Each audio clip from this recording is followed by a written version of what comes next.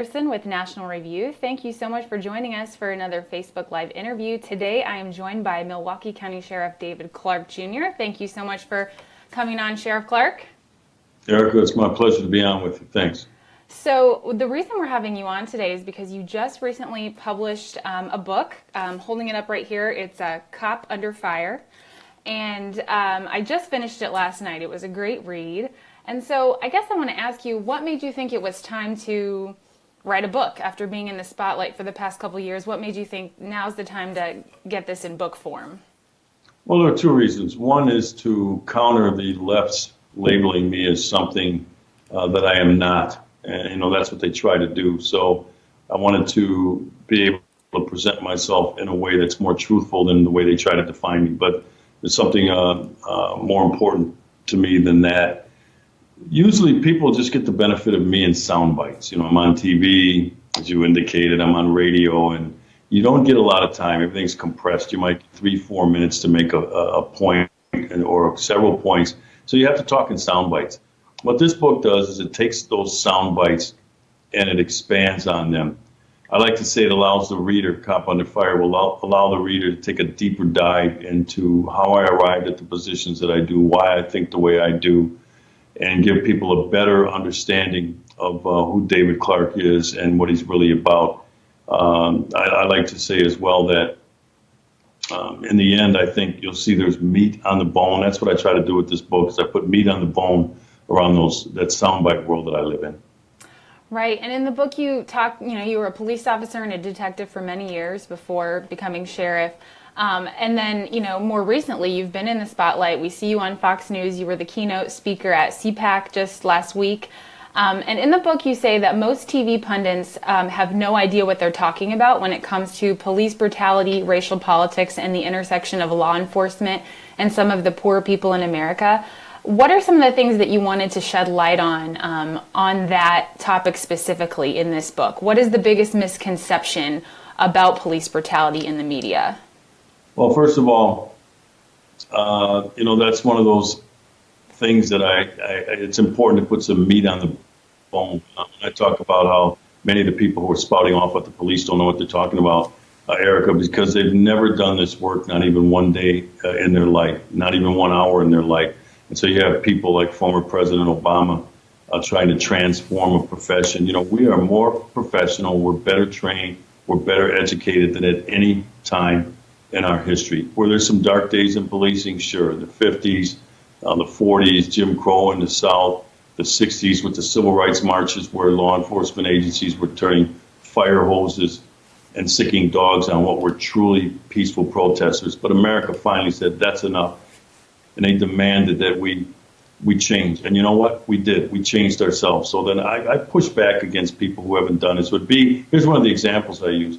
It would be like me trying to transform the profession of medicine. I've never gone to medical school. I've never been a doctor.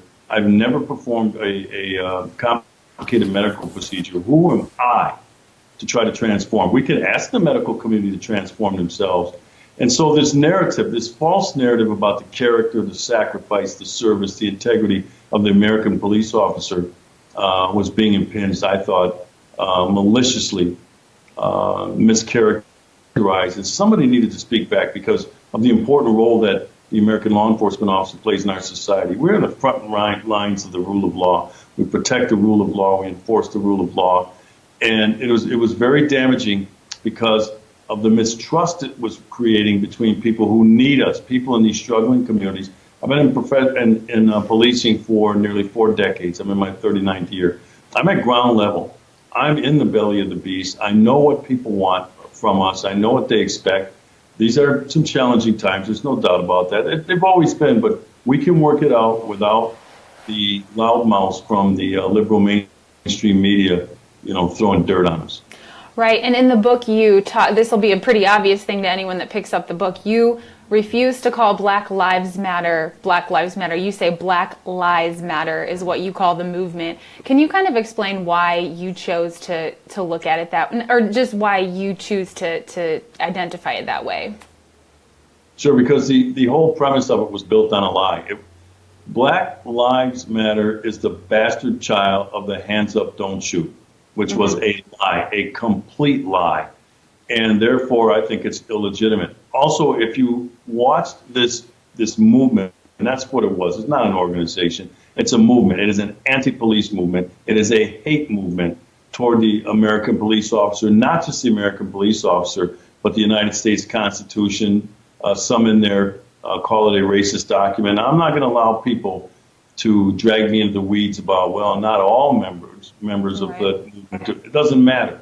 It is a hateful movement. If they truly cared, and I said this, I challenged them. I said, if they truly care about the lives of black people, they would have been in Chicago for the last 2 years, protesting and protesting the black on black violence, a self-examination, which has nothing to do with racism or a racist police agency. They would have been marching in front of City Hall and at Rahm Emanuel's residence, demanding that he do something to stop the carnage of good law-abiding black people in the city of Chicago. And they could have gone to Milwaukee, where violence was up. They could have gone to New York and some of these other cities where violence was on the rise, and they could have been a force for good. But they didn't want to be a force for good. That's why I said this was a political construct. Ericka, I said that in December of 2014. I said this is a political construct designed to mobilize and turn out the black vote for the upcoming November election that we just went through. I identified this group based on some of the research I've done. And this type of movement before them, it was the Black Panther Party during the 60s. Same type of mindset. This time what they did was they picked a more palatable name, Black Lives Matter. Who's not for that, right? Who wouldn't support that? Instead of something like the Black Panthers, they realized they made a mistake in naming it. So I pulled the layers back. I exposed them for what they were. And you know what? When I did, they had no counter for it. Right. But would you agree that kind of innocent, well-meaning people have gotten drawn into it, thinking, not realizing where it came from? Precisely. That's what happens with many of these movements. You can look at Planned Parenthood. I'm not going to get off the topic here, but those issues aren't about women's health. Okay, we know that it's about abortion. So I think the same thing happened here, where maybe some well-intentioned people who wanted to talk about issues of police interactions with minority communities, and there's nothing wrong with having discussions with that. If people aren't pleased with some of the things that are going on, we derive our consent, our authority from the consent of the governed. So if the governed aren't happy, they have every right under our Constitution, our republic here, to have those grievances addressed. But that was co-opted by this anarchist movement who truly hate the police. They hate the rule of law. They want to destroy the rule of law. But you know what? These well-intentioned people, I was trying to speak to them as well. Open your eyes. That's not what this is. But they were so caught up in the emotion of it that they were blinded about what this truly was about. And as a result of this, and you write about this in the book, we have what's been coined the Ferguson Effect, which you quote Heather McDonald, who writes for National Review now and then about this specific issue. Can you kind of explain what is the Ferguson Effect in your opinion, and how is it playing out today? Sure, and Heather McDonald's a great friend of mine. We talk often about these issues. I've said about her that we have no better or greater friend inside the fraternity of policing than Heather McDonald, who's not a cop. She's never been one, but she understands the dynamic of policing. But in the days following Ferguson, what happened was assertive policing fell off. What is assertive policing? That's the best policing you're going to find. That's when a cop or law enforcement officer, I say cop affection. I'm a cop. I bleed blue. I call myself a cop.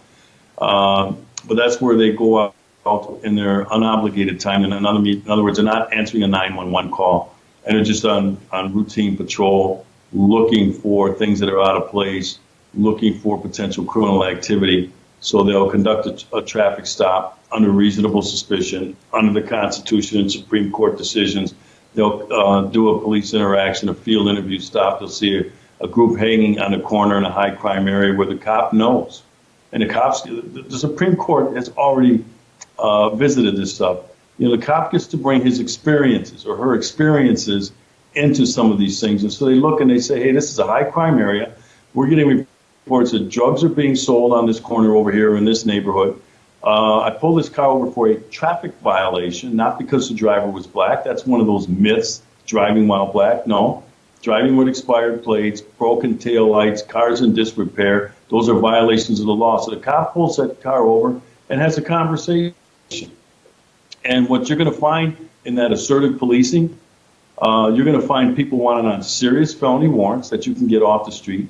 You're going to find weapons being hauled to or from some potential crime, maybe on the way to a drive-by shooting that you interrupted, that you don't know you did, but you did, or on the way back from a drive-by shooting. You can get that weapon off the street, also connected with ballistics examinations to other crimes that have gone on, so you can make connections and connect the dots, and all of a sudden you look, it is a treasure trove of criminal activity, or it can be. That stuff stopped. It slowed down for a while, and then it came to a halt after Ferguson because cops were living in fear that they'd be the next Darren Wilson, the officer who was involved in the Mike Brown situation in in Ferguson, Missouri, or the Ericka situation in New York, or the Baltimore officers in the Freddie Gray case. They did not want to be the next headline story or national news. They did not want to be the next household name, and so our assertive policing fell off. What Heather did, and research-based, in the way that she did it, it wasn't just opinion. She used data and constructed an argument. Some of the rise in crime can be pointed to the fact that our police are not as assertive as they need to be in these high crime areas. And Ericka, you know who pays the biggest price for that? Good, law-abiding black people who are disproportionately victimized in a lot of this violence. Right, I totally agree. Yeah, and I would urge anyone to read Heather's material on National Review. It's really compelling stuff. You also talk in the book a lot about, the mainstream media and reporting and how the message isn't really getting across. And one of the things I saw you talk about this on, I think it was Stuart Varney the other day. He asked you about the Kellyanne Conway Couchgate situation, and how, the whole story there was the fact that President Trump was meeting with prominent black leaders, and no one even was talking about that. And then you mentioned how President Trump actually received more of the black vote than any Republican nominee in recent history. I feel like most people don't know that. And what do you think is the disconnect that kind of reporting isn't getting out? I touch on that in the book. I really do. President Donald Trump is mentioned. Donald Trump knows how to talk to people. Donald Trump can resonate with people. Donald Trump can talk to anybody.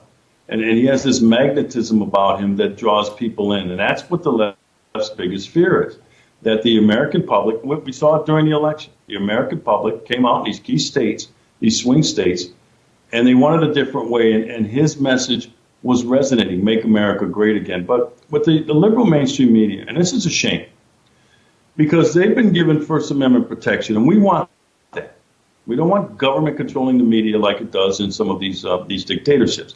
However, they have abandoned their responsibility with that First Amendment protection and under the First Amendment, and they have become the propaganda wing of progressive politics, progressive ideology, and the Democrat Party. They are now the echo chamber for progressive policies.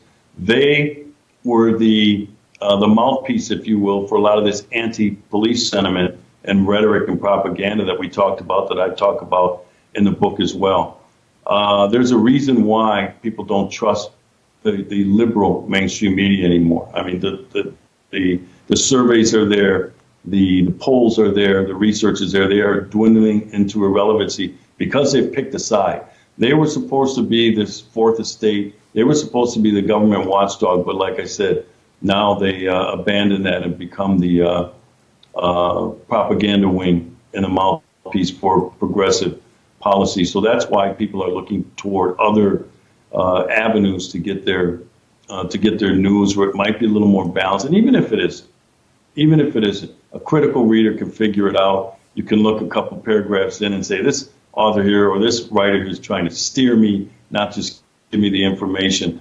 And that's a shame, because this mass communication or the mass media, it is an important part of our representative democracy, but we're not getting it right now from the largest purveyors of it, and that would be things like the New York Times, the Washington Post, the LA Times, CNN, things like that.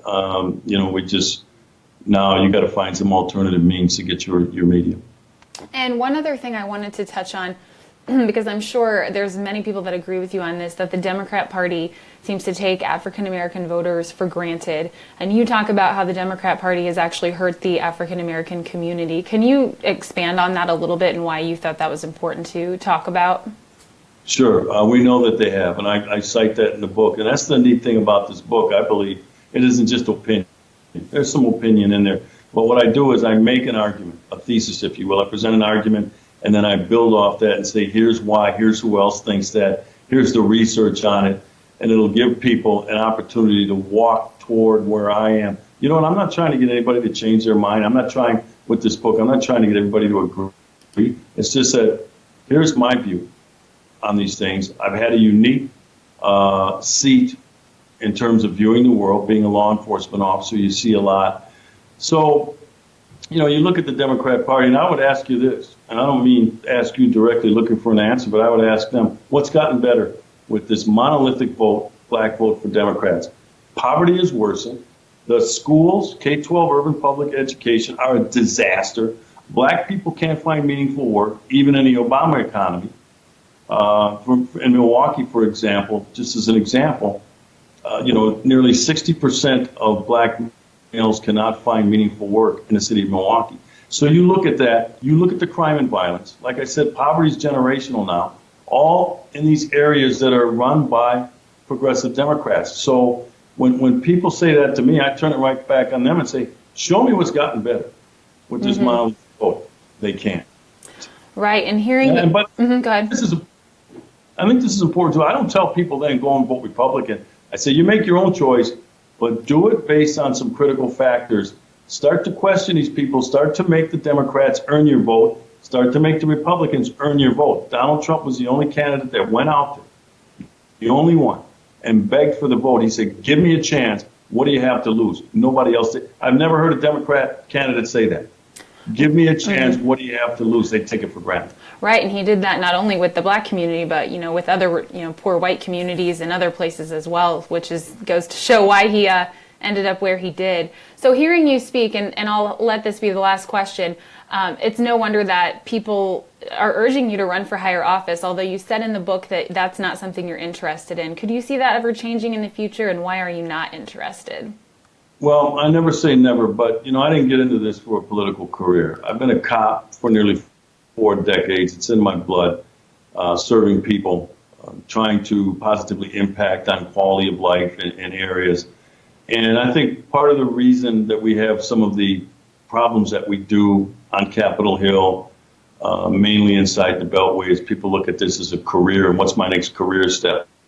Okay, I was here, so now I'll run for that office, I'll run for that office, then I'll get a presidential appointment, then I'll become a lobbyist. And so they see this as a career path. I never got into this for that. Sheriff happens to be an elected position.